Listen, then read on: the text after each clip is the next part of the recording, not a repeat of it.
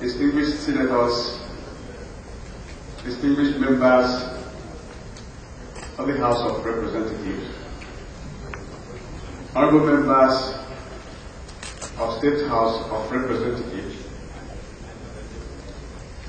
distinguished Abians, distinguished Igbo-lites, distinguished Anambrites, distinguished people from Orji State, distinguished people from Enugu State, all Igbo people that are here, Igbo Kwenu, yeah. Igbo Kwenu, yeah. Kwenu. Yeah.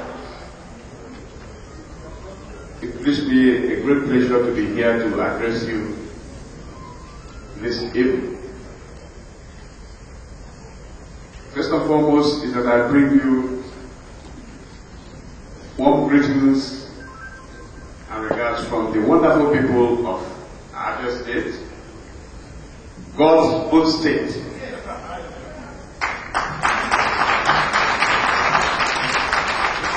Whom it has pleased God to enable me to address you today as your governor.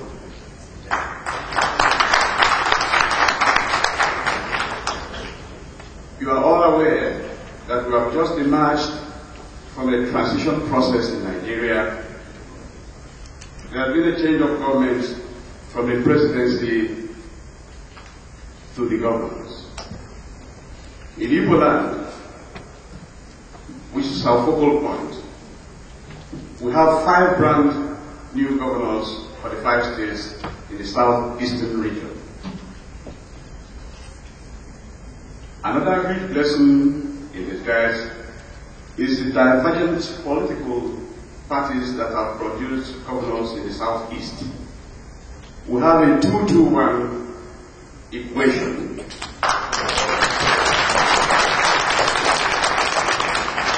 where the Progressive People's Alliance, PPA, has Igbo and Abia states,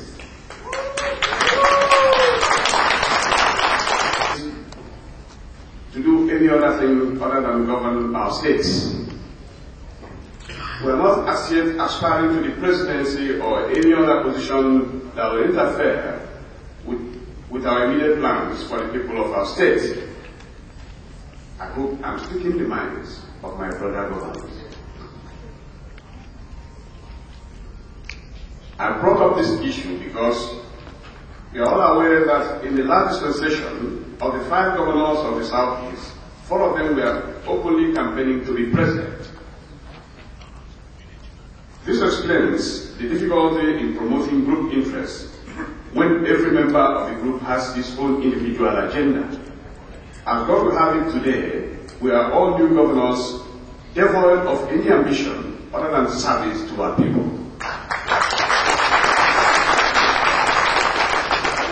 It will therefore be a very easy task to push Igbo interest with this new crop of leaders on the saddle. Let me at this juncture commend Ichere Chibuzor Uchekwa, his predecessors, and all the past and present executives of World Igbo Congress for nurturing this organization to its current status as the organization of refuge in all matters concerning Igbo in the diaspora. Year in, year out, Igbos travel from home and abroad to attend this Congress. It says a lot about the doggedness and consistency of the executives who are at the helm of affairs of the organization. Having said that, may I, however, observe that there is just one aspect of this annual gathering which I am not comfortable about. I want to charge the organizers and participants of World Igbo Congress to highlight areas of interest annually, formulate a concrete and achievable work plan for the implementation of resolutions around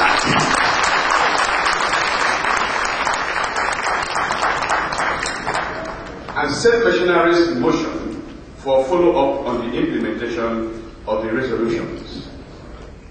I would like to attend a World Igbo Congress where, during plenaries like today, the chairman of World Igbo Congress will stand on the podium and announce the resolutions of the previous World Igbo Congress Convention and the successes recorded in this implementation.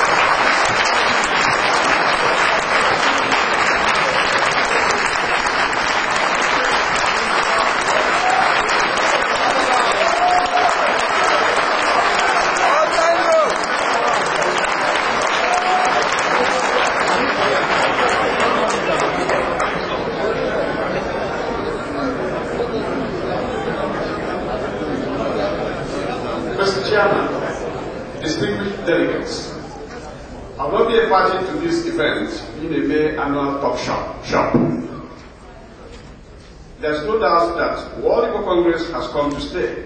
Let us therefore move World Igbo Congress to the next level by resolving from this year's conference to have an actionable resolution which we can implement and proudly say that the initiative came from the World Igbo Congress of last time. That way, when we are preparing to attend the next World Igbo Congress, we will know that we are coming to tap meaningful ideas for the development of our region. Any true Igbo man with the blood of his ancestors flowing in his veins will shudder at the position of the Igbo man in Nigeria today. I've tried to look back and identify the point at which we got it wrong, but my conviction and personal idiosyncrasy will not permit me to do so.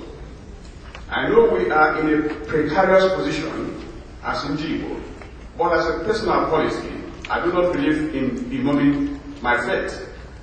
I believe in the power of looking forward and confronting challenges as they arise. I believe as Igbos who have dwelt for too long in the past, we easily and nostalgically make reference to our forebears as if we are secretly wishing that they should resurrect and come and lead us out of our self-imposed hibernation.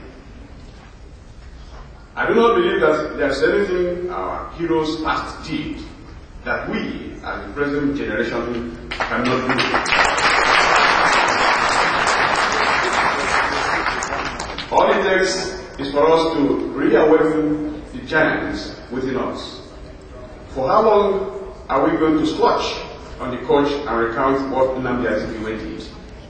For how long are we going to tell our children about Dr. Michael Opara's agricultural revolution? Who says we cannot reenact Dr. Akanibiam's heroic patriotism? Why are we constantly soliloquizing about Dr. Sam Pape's legacies instead of thinking of ways to surpass them? I'm not saying that we should forget about our past leaders. No.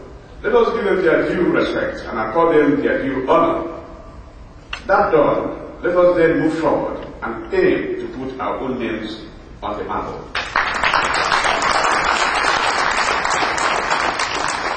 I assure you that my prayer is that on the day I finish my tour of duty as governor, may my name be mentioned in the same breath as these great sons of Igbo.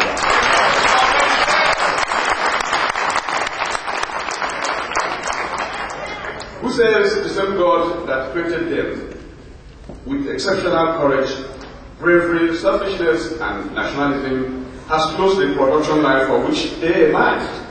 Who says the heroisms they exhibited cannot be reenacted? Who says the glory of Alibo cannot be rediscovered? My people, I stand here today to declare to you that there's nothing that we resolve to do as individuals, and as a people, and back it up with conviction that God will not make possible for us.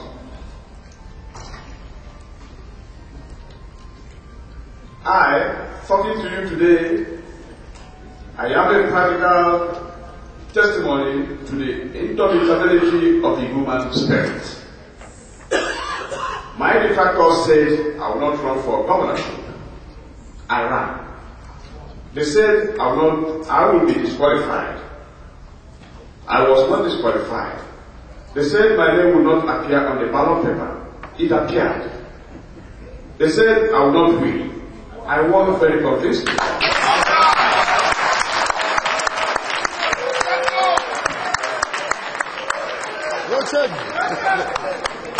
They said I will not be granted bail.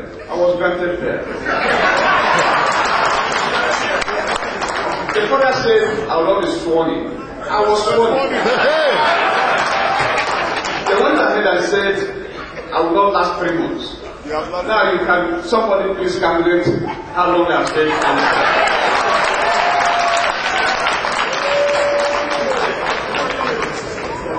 I had the option of sitting back and wondering what fate had befallen me. But I held on to my beliefs, trusted in God, and today, like they say, the rest is history. I'm also aware that my brother, Ikedo Hakim of Shinawaka of Imo State,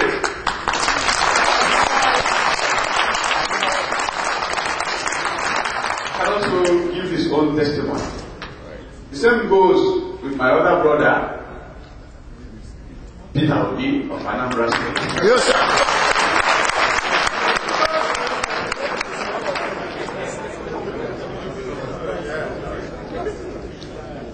God has put all of us on the saddle of leadership, and there's nothing anybody can do about it.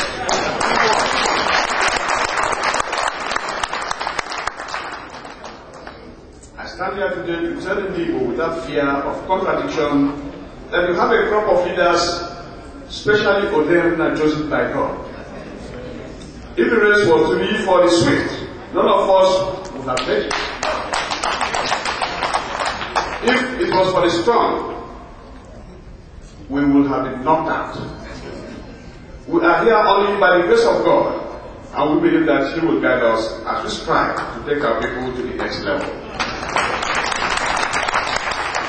May I therefore challenge Igbo to resolve to leave this year's World Igbo Congress with a positive disposition as to how an Igbo can be better. I want us all to have the mindset of Caleb in the Bible, who said that although the inhabitants of Canaan were giants, the children of God would be able to overrun them.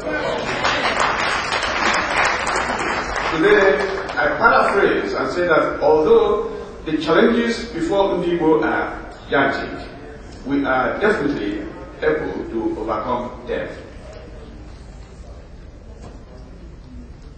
You know that Ndigbo are the most root-inclined race on earth. Every Igbo man, wherever he finds himself, still knows where he is coming from and does not completely lose sight of his roots. That is why, irrespective of where we live and conduct our daily sustenance activities, we still find time and resources to go to our villages and erect befitting structures what we can call our home. If you bother to check the mind-blowing statistics of Western Union on the annual remittance of foreign exchange to Nigerians from their relatives all over the world, you will discover that a greater percentage of the recipients are Igbos. I would want to challenge us to go beyond the remittance of funds to our relatives back home to actual thoughts as to how to return home to invest the resources God has bestowed on you during your sojourn here. I know the usual excuses of lack of infrastructure, lack of security, instability in governments, and the rest of them, but I ask you, which country does not have its peculiar problems? Is America a perfect society? If their problems do not deter you from living here, why should the problems of your home country stop you? Today, I would like to challenge my brothers and sisters seated here to take home and aspire to return and contribute their own quota to the development of our Igbo. Why don't you assist our governors by identifying areas your expertise can be of use to us as a state and your people in general? And we, on our part, will gladly provide you with the enabling environment to deliver. I have asked my people to work out the modalities for the setting up of an Igbos in Diaspora Liaison Office.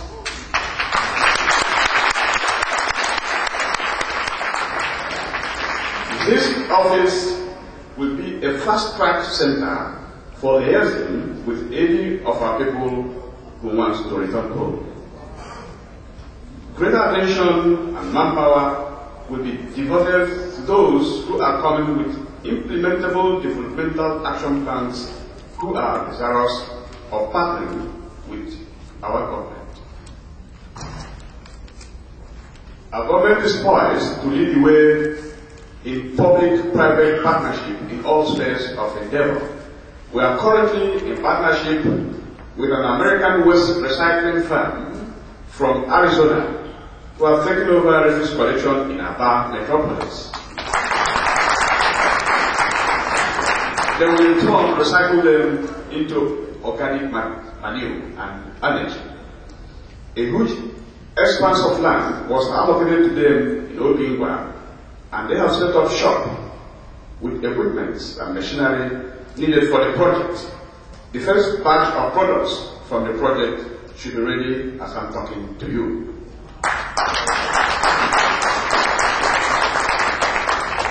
I have also laid the foundation stone for the new Umuahia Ofram Modern Market Complex. May I report to you that the project is also as a result of partnership between our state and a firm of private estate developers. We provide the land and necessary infrastructure while they build the market, sell the shops, and transfer ownership to successful allottees. In the last 3 months since I assumed office, our government has been concentrating on providing the enabling environment for the promotion of excellence in entrepreneurship. Mindful of the immediate needs of our people, we have drastically turned around the infrastructural outlook of Umuahia, the capital of Abia State, to bring it at par with its status as a state capital. We are also doing a lot of work in Aba to address the immediate challenges of the city. This may not be the forum to outline what we have achieved within 3 months in office, and the time allotted to me for this speech will not be enough for me to enumerate them. May I say, however, that we are on course. We have commenced a steady journey to take our states to the height ordained for it by God, and with God on our side, we will go there. We acknowledge that we cannot do it alone. That is why we are inviting you to come and partner with us wherever possible. Most of you who have lived here for ages have developed a good network of contacts. I therefore want to challenge you today to start thinking of an investment plan back home where you can invite these contacts to partner with you. It is no longer enough to criticize the situation back home when you have not made any attempt to help the situation.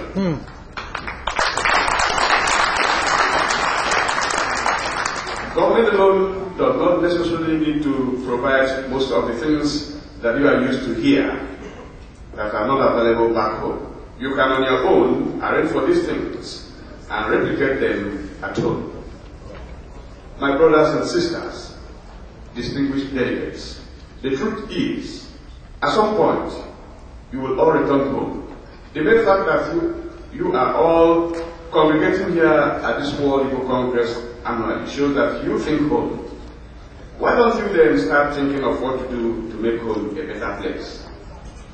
I want to place on record that happily, the present federal government has constituted adheres to the rule of law and takes security very serious.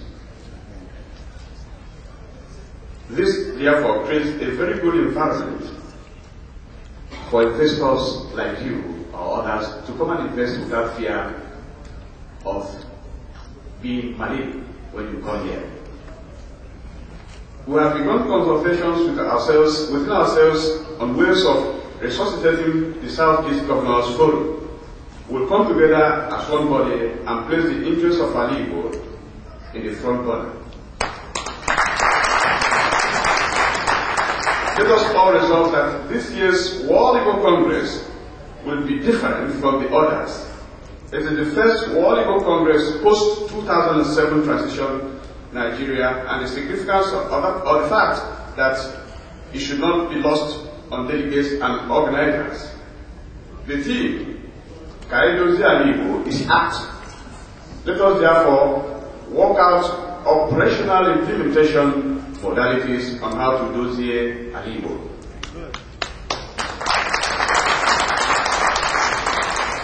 I believe we can do it, and with God on our side, we will do it. I thank you all for listening, and I wish you all safe journey back to your respective destinations.